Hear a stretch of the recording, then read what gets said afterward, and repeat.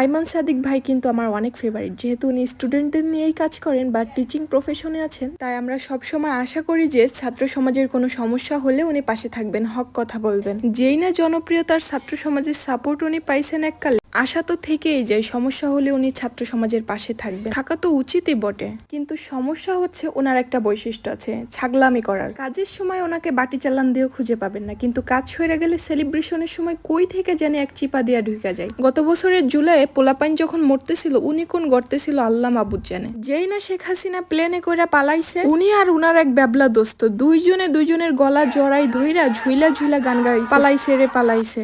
তার আগে উনারে কেউ খুঁজেও পায় নাই। এই সেম জিনিসটা করলো এই বছরের রিসেন্ট প্লেন ক্র্যাশের সময়। এখন পাবলিকের গালি শুনে ধুমচে পোস্ট করতেছে। অবশ্য ওনারও দোষ নাই, নিজের ভালো কোথায় হয় তাতেও দেখার অধিকার ওনার অবশ্যই আছে। এত সব কাহিনী দেখার পরেও আমাদের ফখরুল স্যার কেন বলছেন না এর একমাত্র সমাধান দ্রুত নির্বাচন?